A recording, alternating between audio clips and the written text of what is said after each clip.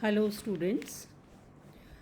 Before I speak anything, I must congratulate you all for getting admission in Bangad College, Pali. You are also welcome to online classes of science faculty. Myself, Dr. Santosh Chaudhary, Associate Professor in Botany.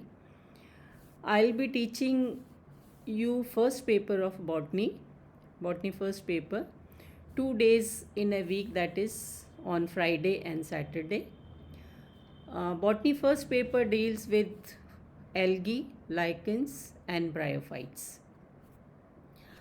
Yesterday I posted the syllabus of botany first paper, and I'm sure you must have gone through it.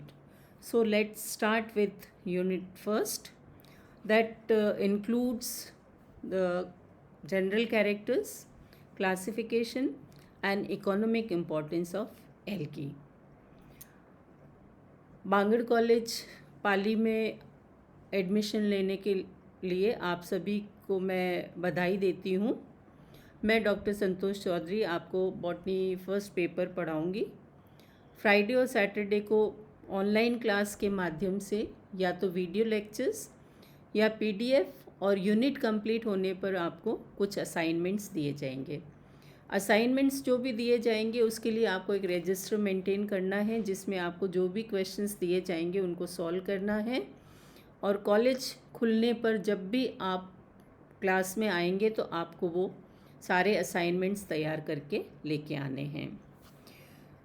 So let's start with general characters and classification of algae. First of all, we must know what algae are. The word algae was first of all used by Linnaeus in 1753, and it is a Greek word that means seaweeds. As far as its definition is concerned, algae are green, chlorophyll containing, thalloid, autotrophic plants of the simplest type, having no true roots, stems, leaves, or leaf-like organs. They are placed in the division Thallophyta along with fungi. If we look at the general characteristics of algae, algae are photosynthetic eukaryotic organisms. They are commonly found in aquatic environments including freshwater, marine, and brackish water. 90% of algae fall in this category, that they occur in aquatic environment.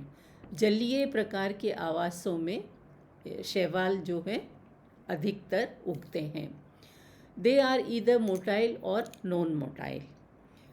गतिशील या अगतिशील दोनों प्रकार के sales और thallus जो है शैवालों में पाए जाते हैं.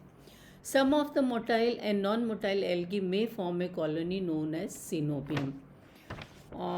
यूनिसेल्यूलर से लेके मल्टीसेल्यूलर डिफरेंट फॉर्म्स जो है अपने को शैवाल का जब जीवन चक्र पढ़ेंगे अलग अलग टाइप्स का, तब आपको देखने को मिलेंगे. Algae possess the usual eukaryotic structure. एक यूकैरियोटिक कोशिका में जो भी संरचनाएं देखने को मिलती हैं वो आपको शैवाल की कोशिका में देखने को मिलेगी, जैसे Golgi apparatus, mitochondria, endoplasmic reticulum and nucleus. जो double membrane bound cell organelles और न्यूक्लियस जो कि यूकैरियोटिक कोशिका के कैरेक्टरिस्टिक फीचर्स होते हैं, वो आपको शैवाल की कोशिकाओं में भी देखने को मिलेंगे. The algae include both the microscopic unicellular to macroscopic multicellular organism. शैवालों के अध्ययन में आप देखेंगे कि एक सिंपल यूनिसेल्युलर थैलस से लेके आपको माइक्रोस्कोपिक साइज से लेके मैक्रोस्कोपिक साइज के मल्टीसेल्युलर थैलस आपको देखने को मिलेंगे. Most of the algae are autotrophic, characterised by their ability to use the carbon dioxide as a carbon source and light as an energy source. The photosynthesis की प्रक्रिया के द्वारा सभी एल्गी या शैवाल स्वपोषी प्रकार के पादप होते हैं जो कि अपना भोजन स्वयं बनाते हैं. They reproduce both sexually and asexually. इनमें लैंगिक और अलैंगिक प्रकार का जनन पाया जाता है।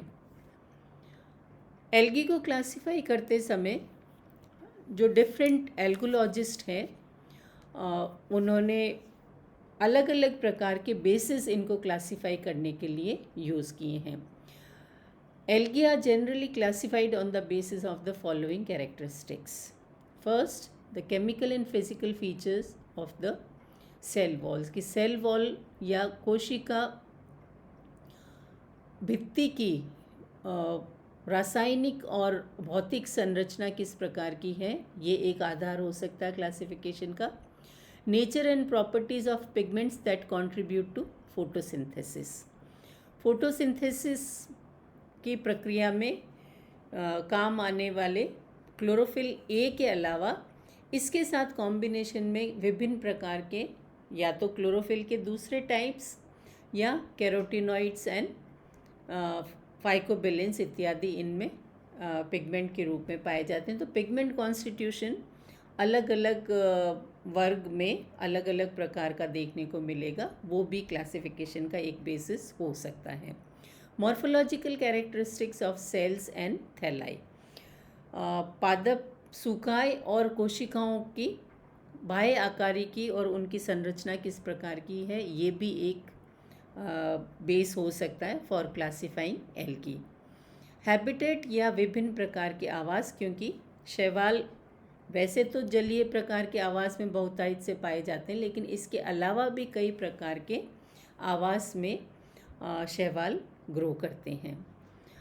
Flagella, number and the location of their insertion in motile sales, जो गतिशील कोशिकाएं या थैलस हैं उनमें कशाभिकाओं की संख्या और वो किस कोशिका के किस भाग में लगे हुए हैं और किस तरह से इंसर्टेड हैं, ये भी एक बेस है for classifying algae and their reproductive behaviour.